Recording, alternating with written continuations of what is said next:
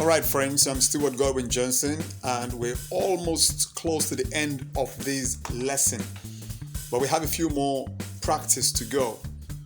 The text we have on the banner is exactly the same text we have on the navigation bar. We want to have this repeat just once, and so in this case we would get rid of the one on the navigation and retain just the text on the banner. So to do that, we simply go back to the markup, find that very text and delete it. Now because that text has been removed, the logo seems a bit too small for the space we've provided for it. So we're going to also increase the size of the logo just a little bit.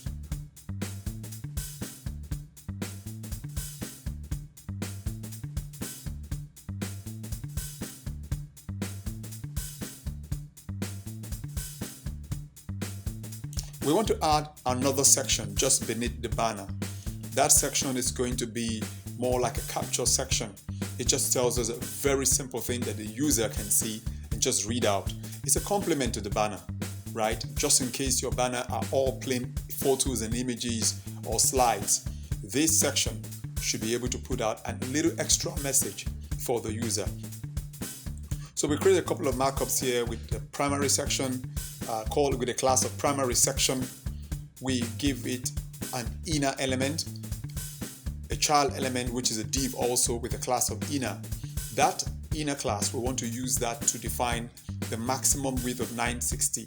So none of the contents within that inner class should go or should extend beyond a width of 960, and they will all be centered in the middle of the page.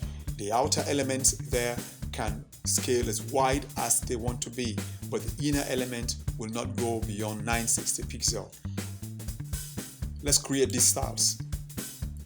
Throughout the period of this very lesson, we're going to be using CSS variables, the two variables, the primary color and the secondary color. We've given that the primary color, and also a text color of white with a minimum height of 200 pixels.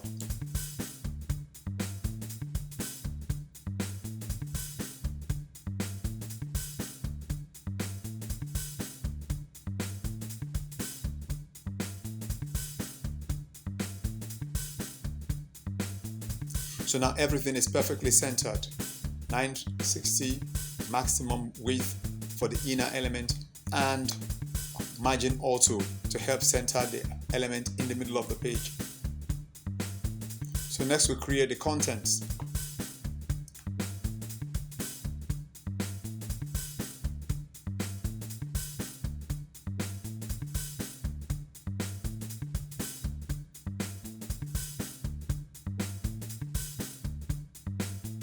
And after then, we begin to style the content. The default color for our H1 is the same primary color, so we're going to change that text color to white. Give it a margin of 0 and then do a text align of center. So we're going to target the main text element, which is the text beneath the header, on that same section. We're going to be using M right now for our font sizes as against pixel that we've been using before, so you see how the M's actually work also. For us to effectively use M, our default main fonts, which we had given a value of 14 pixels, we're going to change that to a 1M, so everything should relatively work fine. So we're adding a few more comments just to help us easily identify the sections of our CSS as our CSS file enlarges. A little bit of cleanup here. We're going to do some paddings and increase the minimum height of the primary section.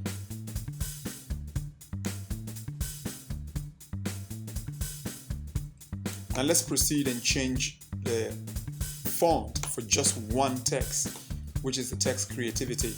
That means we will be going over again to Google, pick up a font called Shadow into Light, and we'll use Shadow into Light, copy the art import, paste it in our style sheet, and then we're able to create another style called cursive and assign that a font family of Shadow into Light. Now, wherever we need to use that style, we simply just give the element the class of cursive, and that's all. And for now, we're using it just once, and so we assign it to the word creativity. The next section of this work will be to begin to modify the other items on the page. For this item, we would like to create columns, a 2-column for it, a double column. So we will refactor the markups for this section.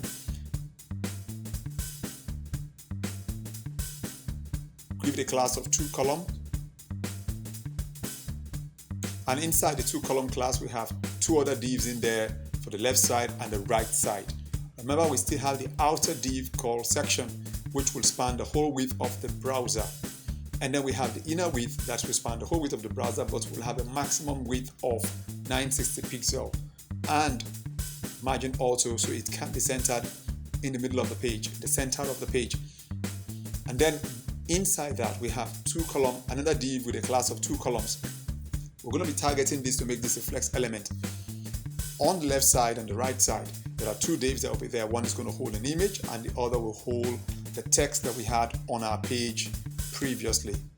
So let's copy that text and move it into the right side, and then begin to create the styles for the 2-column element and the 2-column div.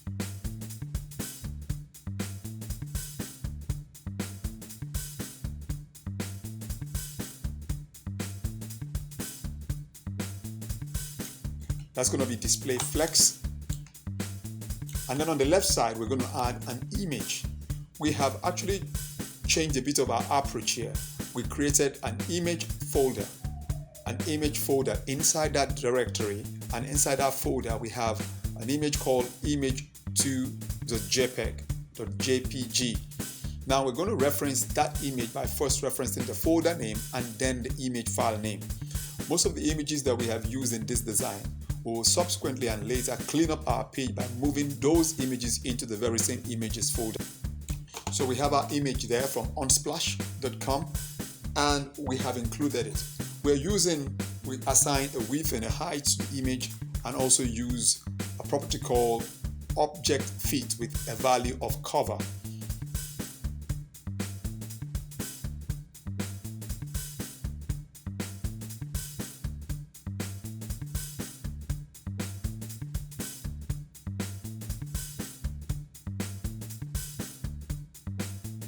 For the right side, we assign a margin left and a margin right of 20 pixels.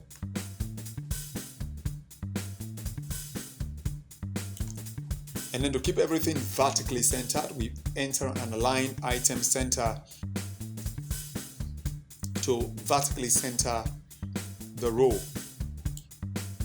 Now we begin to style the H3 element that is within the 2-column table. Most of the H3 elements are going to have the same style, but we're just targeting the H3 element inside the 2-columns class. Any H3 that is a child of the 2-column class will be given this style.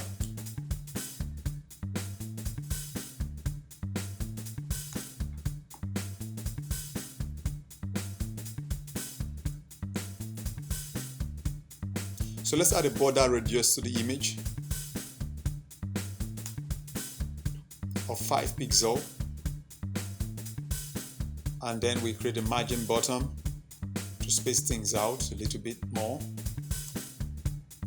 Create a better margin between the H3 tag and the element after it, the paragraph tag. And the bottom section is going to be similar. We used CSS Flexbox and Flex for the section we have just completed. But for this section beneath, we're going to be using CSS Grid. And this CSS Grid, we're going to create a 3-column grid that are equal. 3-column grid, 3-column grids that are equal. And then we are going to modify that, place contents within the 3 columns, and let me show you what that looks like. First, we create a section and assign that section a background color that's gray. Create a padding of 20 pixels, create a padding of 20 pixels around that. And then to target the H3 there, we simply don't want to repeat the code. And so we're going to take that H3 element and make it a part of the 2-column the styles, the class, the style we've already created for the 2-column H3. We're going to place a comma and also create a section gray H3, so both H3s would have the same style. Let's wrap all the paragraph tags because there are 3 paragraph tags in there that will form our 3 columns, and let's wrap them inside a div with a class of grid columns.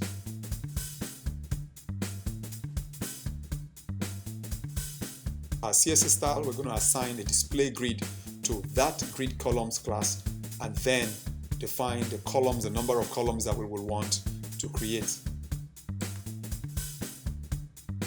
For this, we're going to be using 3 frames. 1 frame, 1 frame, and 1 frame, meaning 3 frames. Now that we've created the 3 frames, we're going to create a gap between the elements because we don't want them all to be lumped together. We want to create a gap between the 3 columns themselves. And then there's a gap property that comes with the CSS Grid, which we're going to use, create a gap of 20 pixels. Let's replace the 3rd column completely with an image. So you see that we're going to change the 3rd column into the contents of the 3rd column into an image.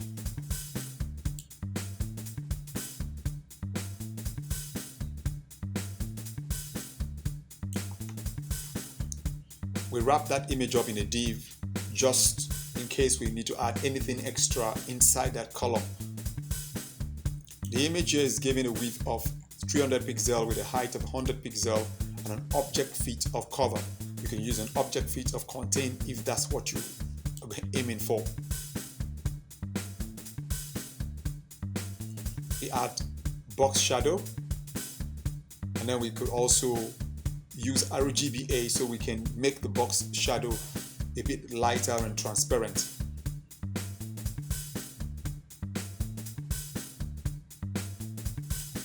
So to further tweak this code, we want to add headers to each of the column, and I want to show you what happens when we introduce extra elements within this CSS block. Called the class is grid columns. If we introduce other elements into this, you see what it looks like. We're going to add headers above all of the paragraph tags inside that element. And you can see that the code almost immediately breaks because each of those elements now take and occupy the spaces for 1 column, and once we get to 3 columns, which is the maximum column that we specified, 1 frame, 1 frame, 1 frame, meaning 3 frames, it wraps around and then you continue the next set of 3 frames. And this is not what we want. So for this reason, we are going to wrap the header and the paragraph tag inside a div. So everything we have inside that very grid will be contained in divs, and we will have nothing more than 3 elements or 3 child element, direct child elements. 3 direct child elements inside that grid. Everything else will be within the divs that we create. So let's wrap these things up.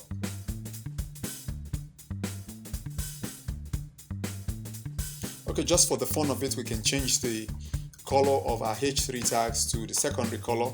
So we just use something else for variation. And that might require that we lighten our section gray a lot more. So we're going to be using RGBA, so we use opacity to lighten that background color.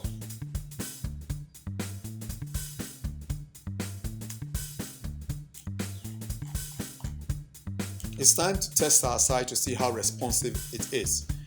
For the upper section, we had made them responsive already, but this lower section we just created don't seem to work very well with mobile view, because at the moment we shrink that browser, we see that our codes almost immediately begin to break with all things lumped together. We don't want to have this, so we're going to have to create media queries or breakpoints and have our codes adjust itself to fit properly and decently in a mobile device. So to begin, we'll copy all of those sets of codes we just created, and we're going to be moving it into that media query. That's media query that has a max width of 1020 pixels. And then we will take out the elements that we don't need, leave the ones we need, adjust the ones that need to be adjusted, and see how it fits immediately in a mobile device. Just remember, we have the art media screen and max width 1020 pixels. We are going to be putting these sets of codes again in there and make adjustments as we go. That's going to help us speed things up very well.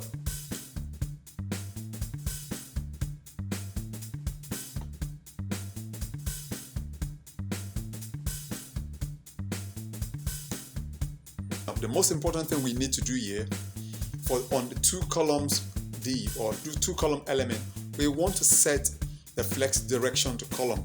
The default flex direction is row. We want to set the flex direction to column. So once we browser shrinks or we're looking at this website in a mobile device or a small device, we want this display flex to use the direction of column, meaning that the items would stack one on top of the other rather than sitting next to themselves as they would do by default when we use flex direction row. Now remember to also center the elements in our real capture section. We want to also use a justify content center and align content center to ensure that everything stays very well in the middle. Feel free to resize your images or whatever you want to resize to fit into your new mobile layout and design. Now let's check the grid layouts. We have looked at the flex layout and how we could change that immediately by using flex direction. What do we do with the grid layout? The grid display, we are simply just going to adjust the three frames to a single frame. So rather than have 3 frames, we now want to have 1 frame only. And then on the image on the 3rd frame, we make some adjustments. Remember, you can adjust anything now to fit that mobile display based on how you really want it to look on a mobile device. So why don't we do one final thing? Just make a little bit of changes to our hover, our menu of hover. We want to use a secondary color this time around for the hover, and instead of using the same primary color that we use to indicate the active menu. So let's do that.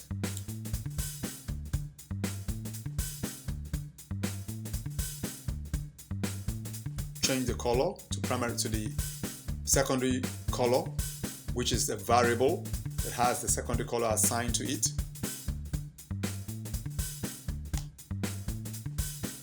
And I add a CSS transition property and set it to just testing it from 1 second to 300 milliseconds, so that when we hover around, there will be a slight transitioning, between the two colors, between the colors that we have on screen. And then we modify the hover also for the active menu itself. After all of those modifications, we are relatively done and our site is ready to use. Now there are a couple of things that we might be doing next. Say for example, we have not created the footer. We also have not created navigations that take you to other pages, and we have a bit of all that little things that we could do here and there to make the web page a bit more alive and active or interactive. But for this, you've seen how we've been able to play around almost all of the layouts. We've used CSS Flex, CSS Grid, we have done a reset, we have used CSS Variables, and I want you to try out all of these elements as much as you can, all of these styles and classes and properties and values that are assigned to the properties as much as you can, and see what it is that you can create with them. If you need the project images, we can make them available for you. Some of them you can actually search out for images on unsplash.com or any of the free resources that you have there and give credits to them. The 2 images in here are from Unsplash already, and then you can have them, you can use them on your site, or any image at all can fit for this very simple project. Let me see how far you've doing and what project you have completed, and then we'll see exactly where we go from here. Remember, I'm Steward Godwin Jornsen.